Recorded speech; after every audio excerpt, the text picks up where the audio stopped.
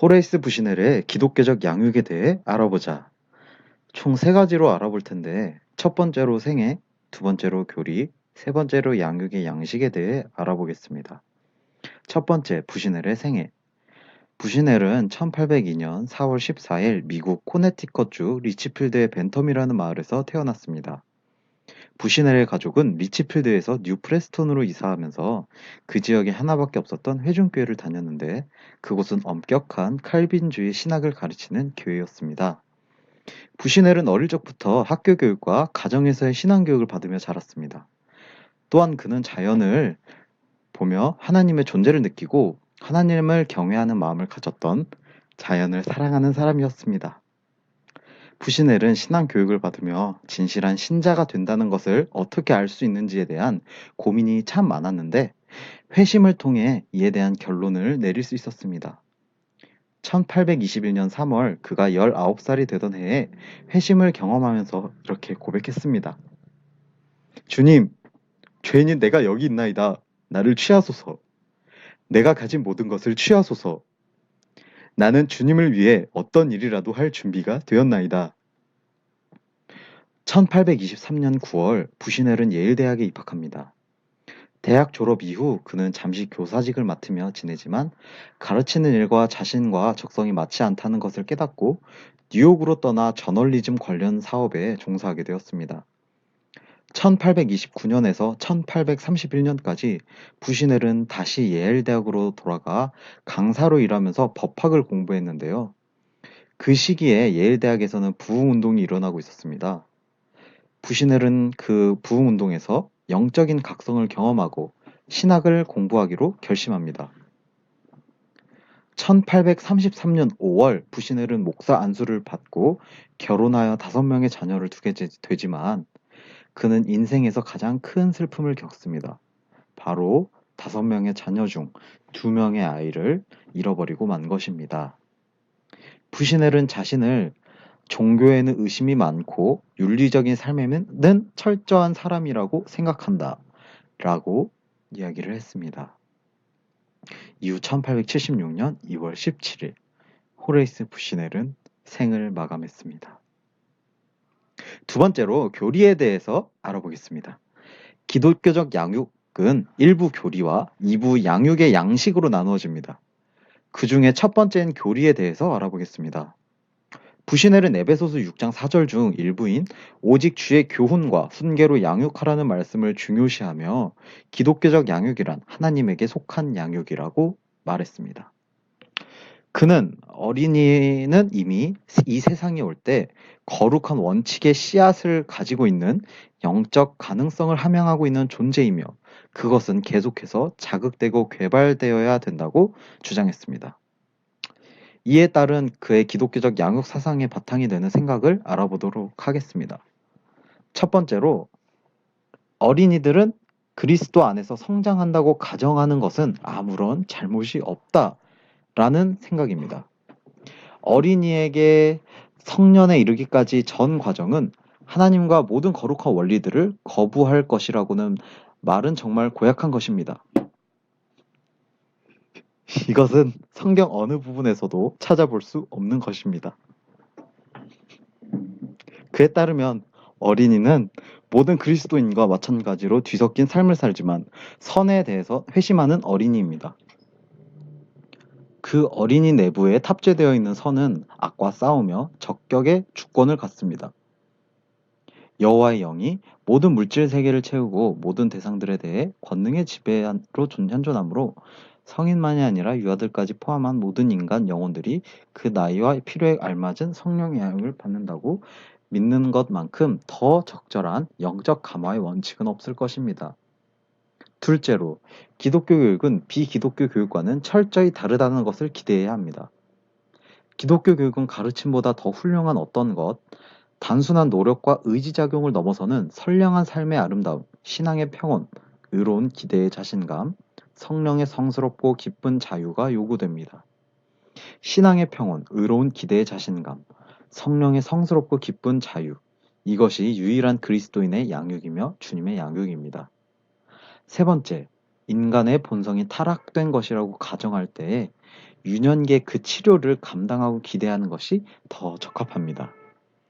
지금까지 서술한 그의 생각을 바탕으로 정의되는 기독교적 양육 사상은 어린이 혹은 자녀는 부모의 삶 안에서 성장하며 원칙적으로 가장 어린 시절부터 그리스도인이 다라 정리됩니다. 이러한 사상에서 바라보는 기독교 교육은 양육 혹은 교화로 시작합니다. 즉, 기독교 교육의 의도는 하나님의 영 안에 있고 하나님의 영에 의해 존재하는 부모의 그리스도적 삶과 영혼이 어린이의 마음으로 흘러들어가서 그 어린이의 반쯤 형성된 시작 단계의 행동과 섞인다는 것입니다. 부모의 그리스도적 삶과 영혼은 자녀 안에서 그 자체의 선, 즉, 그 자체의 생각, 의견, 믿음, 사랑이 생기게 할 것이며 이것들은 점차 어린이의 개별적 행동이 되지만 그 본 성격은 동일합니다. 부시네는 또한 타조와 기독교적 양육을 비교하는데요. 타조의 양육과 같은 비기독교적 양육은 어떤 훈련을 하지 않는 것과 아무런 관리도 하지 않는 것이 최선의 관리라고 합니다. 이러한 양육 방법이 가정하는 것은 인간 본성이 총체적이고 완전하다는 것입니다. 이러한 비기독교적 양육에서는 교회의 어린이들을 위한 자리는 없다. 그리스도라는 생명의 빵은 오직 성인들을 위한 것이다. 우리는 비기독교적 가치에서 벗어난 기독교적 교육을 해야 한다. 이것은 가정의 유기적 일치라는 개념에서 파생됩니다. 부시넬은 유기적 형태로서의 가정의 개념을 재건하고자 했습니다. 그는 가정을 성품에 대한 어떤 권능이 행사되는 조직으로 보고 부모가 어린 시기에 아이에게 행사되는 권능을 유기적인 권능이라고 봅니다. 즉, 집안의 냄새가 항상 어린이의 의복에 묻어 있듯이 매너와 개인적 견해, 권능으로 선입견, 실제적 동기, 영 등은 마치 숨쉬는 공기와 같은 자연스러운 환경의 영향력으로 부모와 아이에 속한 가정에서 나온다고 생각했고 부모와 아이가 유기적으로 얽혀있는 것을 가정의 유기적 일치라고 칭하였습니다. 가정의 유기적 일치에 근거하여 유아 세례를 언급할 수 있습니다. 부시넬은 교회 역사와 각오에 연결하여 생각할 때 교회는 특별한 계시가 아니고는 유아 세례를 포기하지 못할 것이라고 주장합니다. 베드로는 나의 자식들은 나와 함께한다. 신앙 안에서 나와 함께하며 나의 모든 지위와 소망에서 나와 함께하며 내가 추한 죄악에서 벗어나 죄의 씻음의 표시로 세례를 받았으므로 나의 자식들도 나의 세례를 공유하고 나와 함께 생명의 은혜의 상속자가 되어야 한다라고 말합니다. 유아 세례 의식에 대한 증거들이 본질적 가족 상태, 신약, 그리고 교회의 후속 역사에서 찾을 수 있습니다.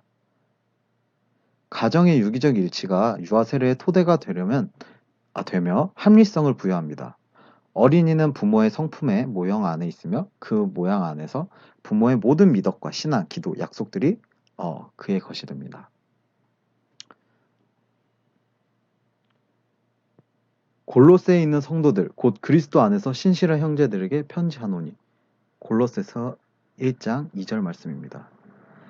부시넬은 2부 양육의 양식에서 양육의 시작 시기와 장소, 부모의 자격, 은혜의 수단이 되는 신체적 양육, 경건을 저해야 하는 자녀 대우법, 가정의 다스림, 여가의 휴일 그리고 주일, 자녀를 위한 기독교적 가르침, 가정기도 이 8가지의 내용을 다룹니다. 본조는 위와 같은 항목 중에서 가장 중요하다고 생각되는 부모의 자격과 자녀를 위한 기독교적 가르침, 가정기도의 3가지 항목을 가지고 이야기해 보고자 합니다. 첫 번째로 부모의 자격에 대해서 이야기해 보겠습니다. 창세기 18장 19절 말씀에 내가 그로 그 자식과 권속에서 명하여 여호와의 도를 지켜 공의와 정의를 행하게 하려고 그를 택하였나니 라고 나와 있습니다. 하나님의 섭리 안에서 부모의 평화로운 신뢰를 받으며 사랑으로 키워진 자녀는 영광된 유산을 받으며 살아가고 그와 반대로 하나님의 섭리에 반대되는 삶을 사는 자녀들에게는 그리스도적인 것이 생길 수 없습니다. 부모들은 이러한 의무면에서 완전한 자질의 결함, 이것에 대해서 부시넬은 8가지 측면을 강조합니다.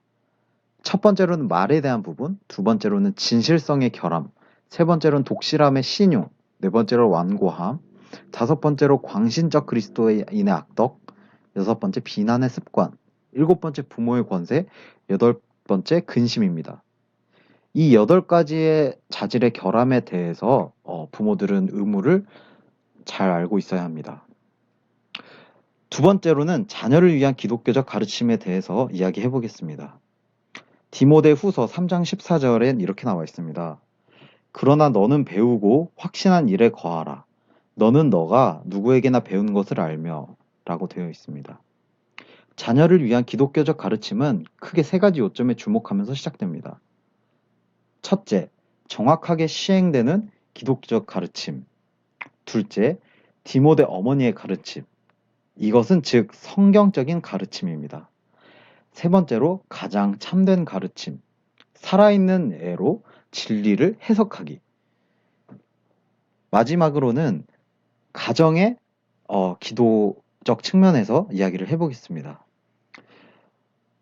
호세아 2장 21절부터 22절 말씀에 그날에 내가 응답하리라. 나는 하늘에 응답하고 하늘은 땅에 응답하고 땅은 곡식과 포도주와 기름에 응답하고 또 이것들은 이스라엘에 응답하리라 라고 되어 있습니다. 가정 예배를 위해 필요한 요소는 광상곡, 용서숨 치는 감정, 열정적인 중보가 아니라 삶의 모든 계획과 약속, 기도, 요청된 간구들 사이에 진지하고 또한 계산된 조화가 있어야 한다는 것입니다. 이것으로 호레이스 부시넬의 발제를 마치도록 하겠습니다. 지금까지 들어주셔서 감사합니다.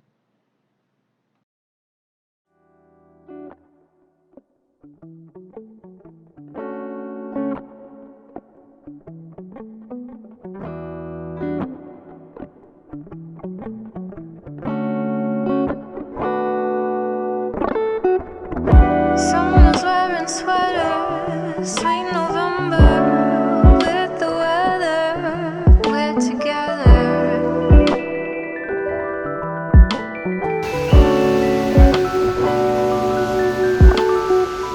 Stealing honey kisses on your misses, won't you come and fly?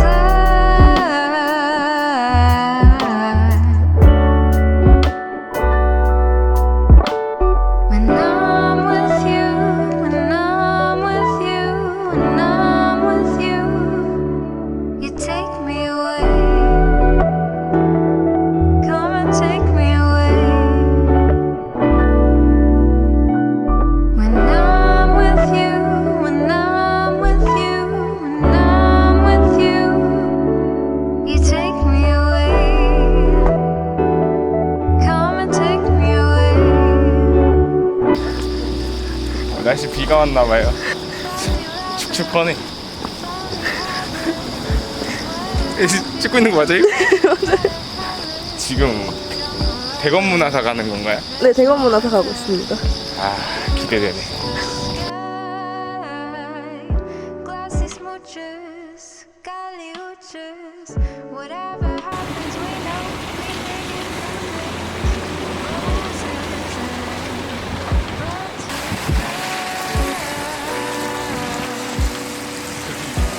저기 들어가요. 안녕하세요. 안녕하세요. 예. 잘 부탁드립니다. 네.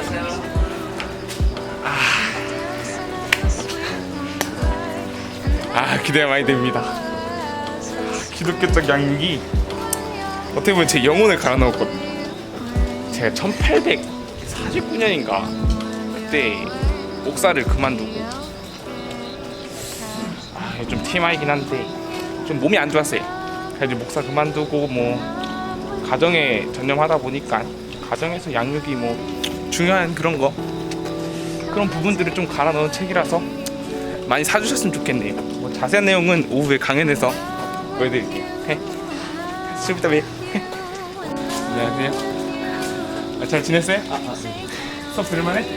그래. 무슨 소품? 나 몰라? 죄송합니다. 나 무진엘이야. 나 모르는구나. 이따 올려듣겠습니다. 그래.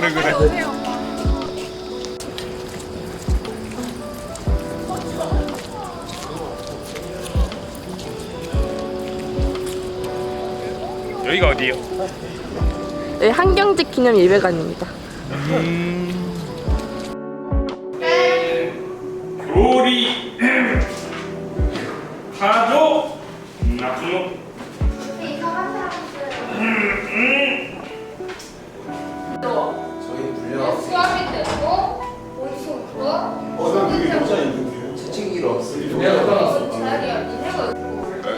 준비합시다.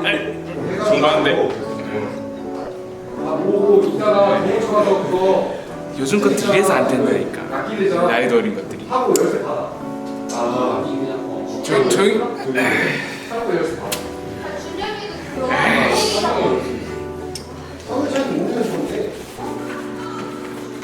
안녕히 계세요. 안녕히 계세요.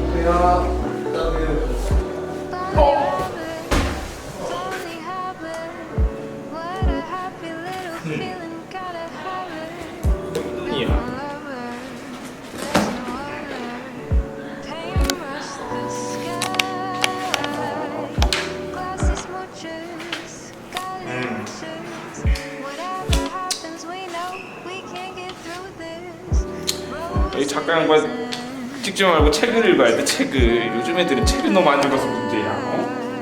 뭐 예를 들면 기독교적 양육 이런 책 읽으면 얼마나 좋아. 찍지 말고 빨리 읽으라니까. We're dancing in the sweet moonlight, baby blue. We're in tune, still dancing in the sweet moonlight. And every flower has its spring. When you're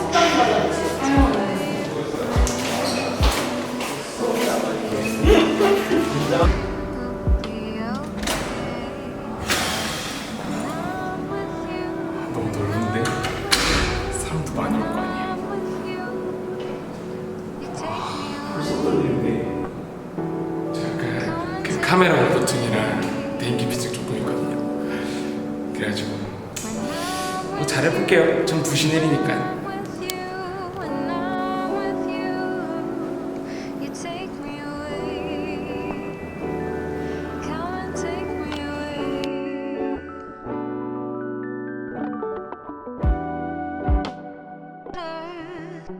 자, 오늘의 주인공은 현대 종교 교육의 아버지라고 부르는 호레이스 부시넬 씨입니다. 박수로 맞이해 주세요.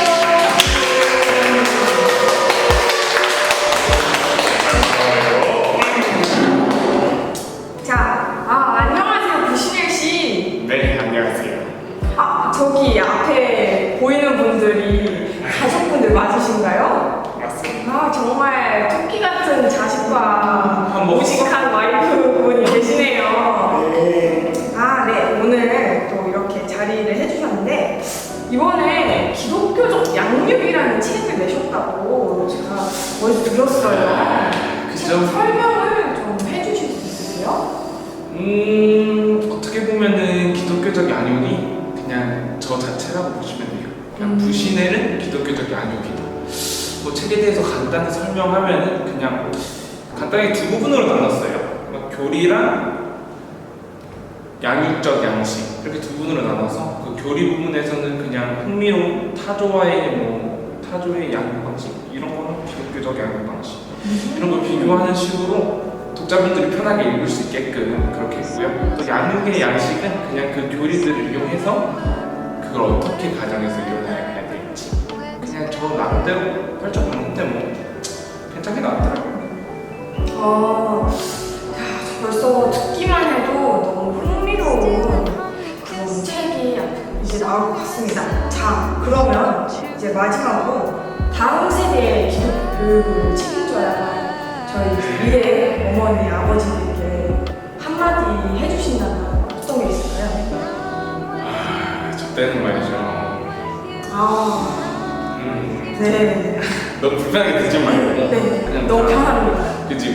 좀 말 편하게 할게요. 그냥 네. 아이들에게 가정이라는 곳이 어떻게 보면 가장 공기와 같은 어떻게 자연스럽게 스며들 수 있는 양육의 장이라고 볼 수 있죠. 인정하시죠? 저도 그렇게 생각하죠. 네네. 네, 그래서 맞습니다. 그냥 뭐 부모님들이 자연스럽게 그런 시간적인 모습을 보여주면 아이들도 같이 이렇게 도와주지 않을까. 저도 오늘 이렇게 깨달아가는 시간이 되는 것 같아요. 자, 오늘 정말 자리해주셔서 감사하고 마지막으로 저희 감사의 박수를 드리며 끝내겠습니다. 자, 여기까지 시청해주신 분들 감사합니다. 박수! to fly. 이제 모든 일정 끝내고 퇴근 중입니다.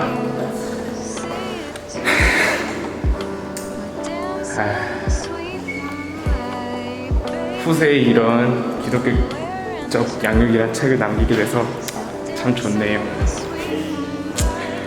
저는 이제 들어가서 가족들이랑 좋은 시간 보내겠습니다. 자, 그러면 나중에 봐요. 안녕.